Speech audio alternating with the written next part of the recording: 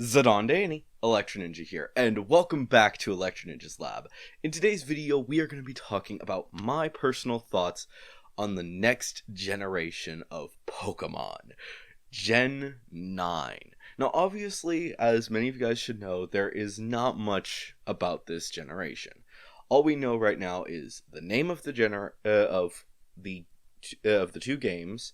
We know some basic looks of the game, and we know what the starters are. That's it. Now, obviously, a lot of people are saying, oh, this is a game set in Spain. Some of the early things that I was seeing when the trailer had just dropped were people saying, it's Australia. But honestly, based off of the names of both Sprigatito and Fuecoco, obviously it's gonna be freaking Spain.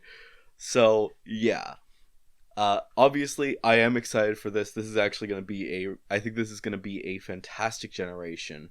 On top of the fact that it's looking like it's gonna be completely open world. Like this, like people were saying when Arceus was announced that this was that Legends Arceus was going to be Pokemon, but it's gonna be frickin' Breath of the Wild, when in actuality it was more Monster Hunter. But I actually think that this game may very well be the actual thing that we had been thinking it would be, that Legends Arceus would be, and that is a fully open world. You can go everywhere in the world, no transitions, just open gameplay. You can do whatever you want. And honestly, I am all for that. It's going to be an absolutely amazing game, and I am really excited to see what they have in store for us.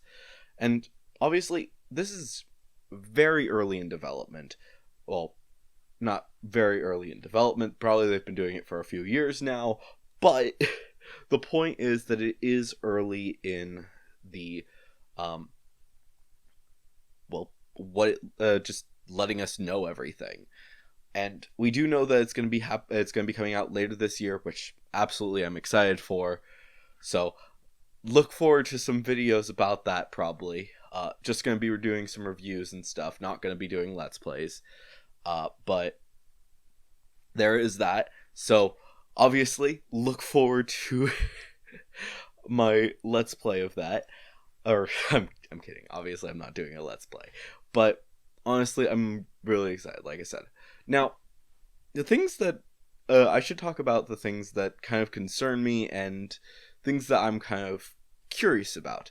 Now, obviously, some people are concerned about how it looks and that it's not pristine and stuff.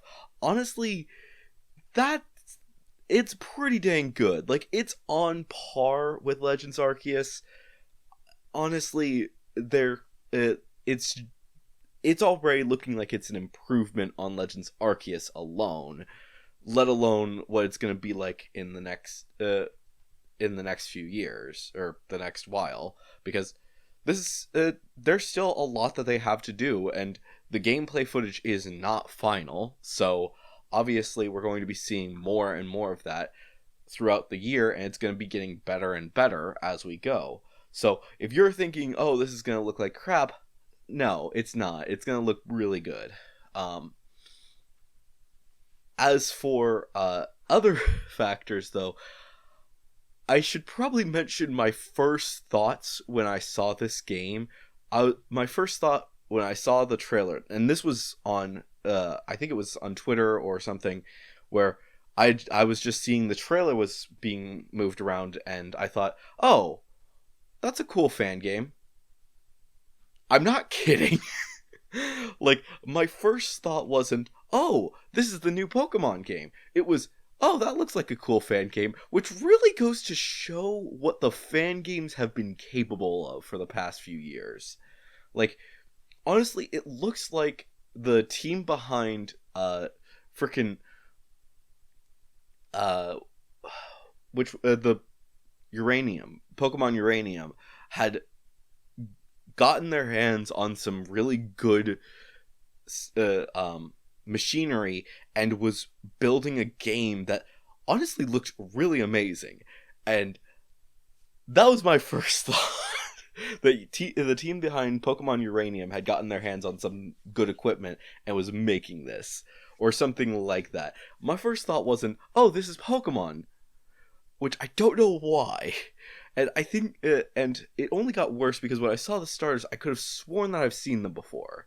I don't know why, and obviously I can't say if maybe they got some people who worked on fan games to work on this game or what, but it would not surprise me if they had brought in some people from fan games, because it looks like a fan game rather than an official Pokemon game for some reason. Don't know why. That's just my thoughts on it. Obviously, I think that it looks like an amazing game, and I was probably going to at least try it, even if it was a fan game. But yeah.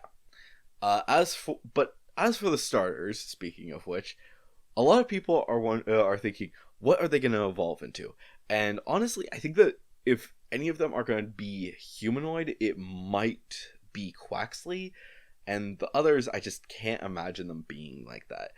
Now, obviously, there are a lot of people who are upset about Fuecoco, because Fuecoco is not a snake; he's a crocodile, and obviously, certain fans are like, but we need a fire starter that adheres to the freaking Zodiac, which honestly, like, that was never the case in general. Like, remember that, yes, Charmander fits it, fine, but remember that Cyndaquil doesn't. He's a hedgehog that turns into a freaking honey badger. He is not a rat. And that was what they were saying that he was. So, honestly, yes, there is a possibility that Fuecoco is going to turn into something that is snake-like, but at the same time, it's like, it's not a huge deal. Now, obviously, I was someone who thought for sure that that was true, but at the same time, it was never confirmed. So, yeah. Obviously, I do actually think that what it might be, though, is that, especially based off of things that other people have said, that Fuecoco may turn into a kind of a snake ghost. Basically, lose the legs and become more snake-like. I'm kind of thinking like Snivy to a certain degree. Like, there's just something about Fuecoco that reminds me of Snivy, and I'm not really 100% certain why that is, but yeah, like I said, it reminds me of Snivy more than it does a crocodile. And, like, sure, it has the two teeth there, but at the same time, it has that one big tooth at the front, which just reminds me of a snake for some reason. Not sure why. Yeah, something tells me that there's gonna be some changes that we're gonna be seeing as it evolves into whatever it's gonna become. Personally, my favorite is currently Sprigatito, because it's basically kitten. It's basically Sprig kitten in Spanish. So yeah, it's adorable, and I'm excited to see what they're gonna do with that. And then there's Quaxley, which everyone is just saying, it's Donald. It is freaking Donald Duck from Kingdom Hearts. Like, now obviously, the people that I follow are Kingdom Hearts fans as well as Pokemon fans for the most part. So, yeah, they're gonna see that connection. And obviously, there's always people that are gonna see that connection. There's some people that for some reason are seeing Donald Trump, which I don't understand that. And then there's JoJo people. Yeah, I can kind of see that, actually. Even though I don't watch JoJo, I can kind of see that. But honestly, whatever they turn into, I think that it's going to be really some fun Pokemon. And I think that this generation is really going to change what we think of for Pokemon. This is a big transitional period. As we go further in, we are getting closer and closer to over 1,000 Pokemon. And that is an insane thought. Like, knowing that there is nearly 1,000 Pokemon means that they are going to be doing something really big before too long. A game where they can actually have all generations together. It would be an amazing feat that honestly I think a lot of fans would absolutely love.